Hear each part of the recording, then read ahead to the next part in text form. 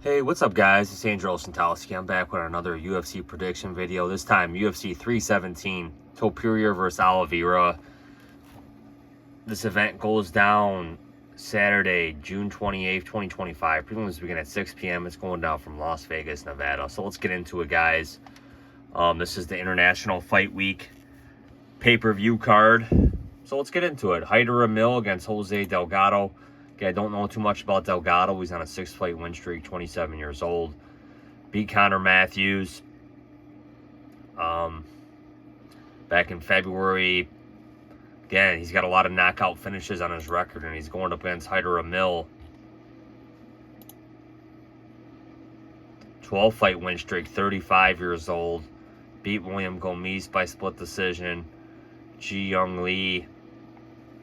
Fernie Garcia. I think I'm going to side with Amil still. I don't think they have odds for this fight yet. But again, I mean, Delgado's probably the younger fighter.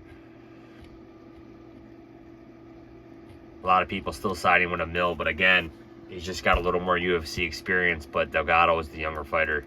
Terrence McKinney against Wladislav Borchev. I haven't been high on Borchev in a while, man. He's just one fight losing streak, lost to Tom Nolan. Beat James. I mean, I don't know. There's just not a lot. I'm impressed with this guy. Maybe when he first came into the UFC, I liked him, but just haven't been high on him for a while. Doesn't even have a great record, 8-5-1. Terrence McKinney. They keep matching this guy up with guys that he can get finishes over, man. One fight winning streak. I mean, he gets knockouts and he gets them quick. And I think he's going to get Borchev out of there. But if he doesn't, Borchev might be able to put him out of there. So this should be a fun fight. Jack Hermansson against Gregory Rodrigues. Again, I think Hermansson's just kind of managing his career, prolonging it, creating longevity for himself. Because he knows, man, the top echelon of that middleweight division, man, are all super tough fights. But again, I have enjoyed Jack's run in the UFC, especially when he debuted in 2016 around Labor Day. That was a great. Again, I was looking forward to his debut. He's 36 years old now, 6'1", 77.5-inch reach. He hasn't fought since he beat Joe Pyfer on that main event back in February of 2024. So it's been a while, almost a year and a half, and he's going up against RoboCop, who got TK'd by Cannonier, man. He talked all that stuff, and he gassed out, man. Cannonier weathered the storm and finished him, and I was happy to see Jared do that. I did have a bet on Jared, so again, I was very happy for Cannonier, man, because they've been matching Cannonier up in a lot of main event spots against up-and-comers. So good job, Cannonier. But again, I think this is the UFC setting him up with a fight that Rodrigues can win here. Hermansson, the UFC knows this guy isn't fighting often. He's getting older. He's kind of on his way out. He's kind of got one foot out the door, in my opinion. And the UFC's given Rodrigues a fight that he can rebound against a top-ranked middleweight. And I think RoboCop can do it, man. I think he can win at least 2 out of the 3 rounds, land them heavier shots. And but again, it's probably be a stand-up affair. I'm going to side with RoboCop, but he might have taken too much damage in that last fight. But again, Hermansson's a tough guy to beat, so I don't fault guys for taking the dog odds on him. But I think I'm going to side with RoboCop here and take Gregory Rodrigues. Viviana Araujo against Tracy Cortez. Again, I haven't been high on Araujo in a couple years. 1-fight winning streak, 38 years old. Beat Karine Silva.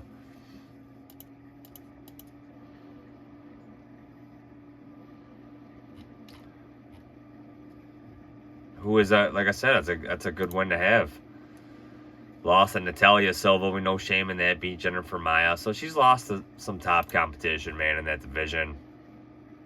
Tracy Cortez, she's a good fighter, man. She just doesn't fight often enough. Lost to Rose Namajunas, so again, she just does not fight often, man. I don't really know what the deal is. Hasn't fought in a year, and she took that short notice main event to Rose, and hey, she made it competitive towards the end, so props to her. I'm going to side with Cortez here. Again, not a whole lot of confidence in this pick. You don't really know what you're getting. but she is a -240 favorite, and I will side with Cortez. Jahanta Diaz against Justin Tafa. I'm just not really high on Justin Tafa anymore. 2-fight losing streak. He got absolutely TK'd, which we normally don't see, by Talashin Teixeira, who will be headlining the next UFC event after this event. And he's main eventing that against Derek Lewis as of now. Jahanta Diaz, he does have some great stand-up, but he did take a beating to Marcin Tybura. Again, that fight was stopped, so he did take a lot of damage. But I do like his stand-up here, and I am going to side with him to beat Justin Tafa. Brandon Royval against Manel Kape. This main event was foiled earlier in the year. Kape ended up headlining against Almabayev. And he had Almabayev running in that fight. Yeah, there might have been some cheap shots in that fight, but again, he was piecing Almabayev up. There's no getting around that. He clearly won that fight. And again, I think he's going to beat Royval here, man. Royval, again, he's probably better off in a 5-round fight. This is a 3-round fight. He's got to get this to the ground, in my opinion. 2-fight winning streak. Nice win over Tayara. Nice win over Moreno. But I'm taking Manel Kape here. Michael Johnson against Daniel Zellhuber. Again, Johnson, he's had some recent success. 2-fight winning streak, 38 years old. Again, he's fighting back up at lightweight now, so that should make a difference. But he's beat a couple UFC washouts. He's going up against Zellhuber here, and I'm going to pick Zellhuber, man. Like I said, I'm just not really high on Johnson anymore. 1-fight losing streak. He's the younger fighter by over 10 years. Lost a split decision to Ribovics. No shame in that. I'm going to side with Zellhuber. Dariush against Moicano. Dariush, in my opinion, he has 2 feet out the door. Don't even know why he's still fighting. Really, outside of the check, maybe. Doesn't fight often. Doesn't want to fight top competition. And, I mean, Sarukian absolutely ran through him. You know, again, this guy was a great fighter in his prime, but his prime's long gone. Moicano, he's taking this stuff seriously now. As you can see, he put on an absolute clinic against Benoit Saint-Denis in France in that main event in a foreign country.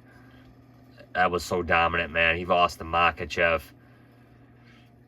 You know, in the first round, again, a 1-day short notice main event against the reigning lightweight champ. No shame in that. I mean, I thought he actually stunned Makhachev at one point. That might have been a slip on Makhachev's part, but again, no shame in that. We know how dominant Makhachev is.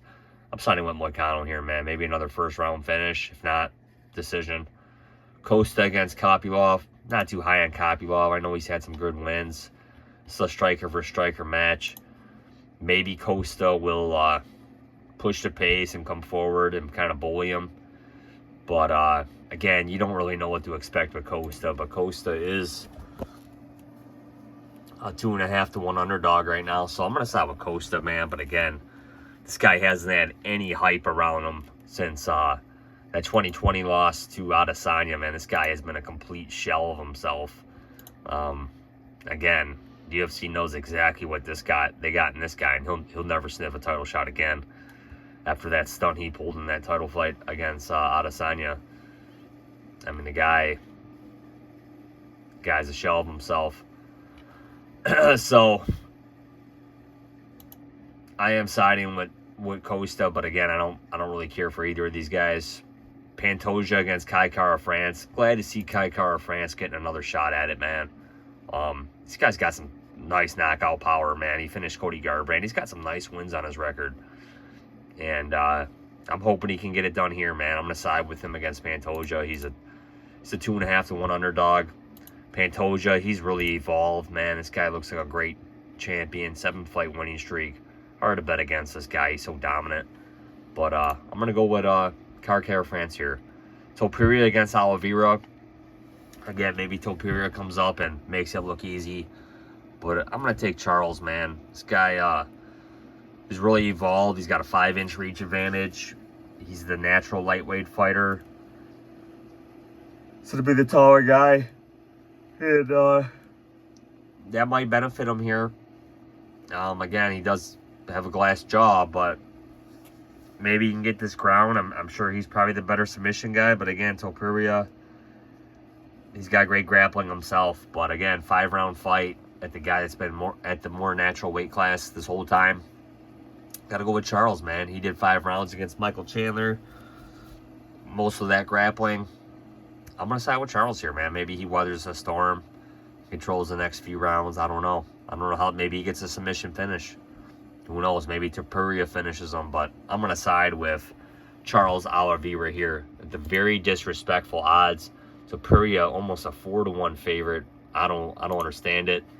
But again, I will take Oliveira here for the pick. So again, guys, my picks: Oliveira, Kape France, Costa, Moicano, Zellhuber, Kape, Diniz, Cortez, Rodrigues, McKinney, and Amil.